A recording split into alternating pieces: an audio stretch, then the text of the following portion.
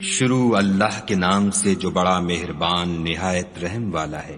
کاف ہا یا عین صاد، یہ تمہارے پروردگار کی مہربانی کا بیان ہے جو اس نے اپنے بندے زکریا پر کی تھی، جب انہوں نے اپنے پروردگار کو دبی آواز سے پکارا اور کہا کہ اے میرے پروردگار، میری ہڈیاں بڑھاپے کے سبب کمزور ہو گئی ہیں اور سر شعلہ مارنے لگا ہے، اور اے میرے پروردگار، میں تجھ سے مانگ کر کبھی محروم نہیں رہا، اور میں اپنے بعد اپنے بھائی بندوں سے ڈرتا ہوں، اور میری بیوی بانجھ ہے، تو مجھے اپنے پاس سے ایک وارث عطا فرما جو میری اور اولاد یعقوب کی میراث کا مالک ہو، اور اے میرے پروردگار اس کو خوش اتوار بنائیو۔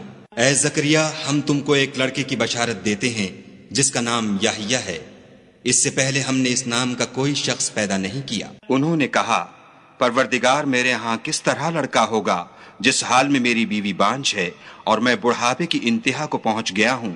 حکم ہوا کہ اسی طرح ہوگا۔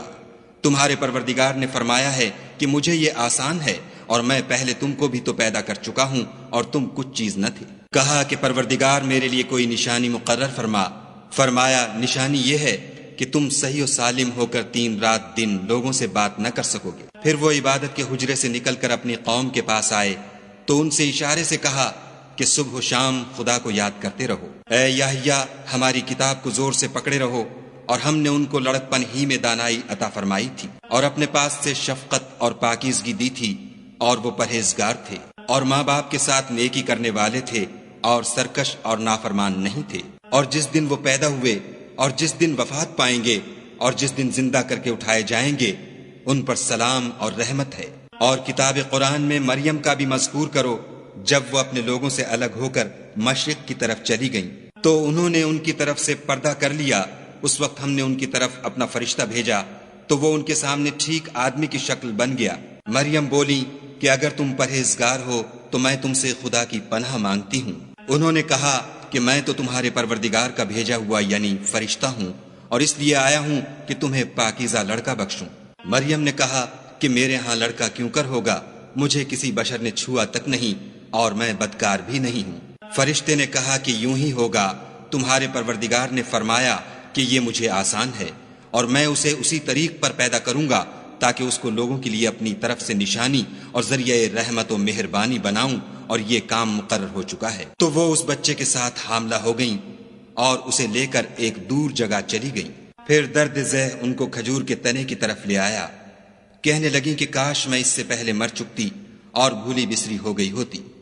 اس وقت ان کے نیچے کی جانب سے فرشتے نے ان کو آواز دی کہ غمناک نہ ہو، تمہارے پروردگار نے تمہارے نیچے ایک چشمہ پیدا کر دیا ہے، اور کھجور کے تنے کو پکڑ کر اپنی طرف ہلاؤ، تم پر تازہ تازہ کھجوریں جھڑ پڑیں گی، کھاؤ اور پیو اور آنکھیں ٹھنڈی کرو۔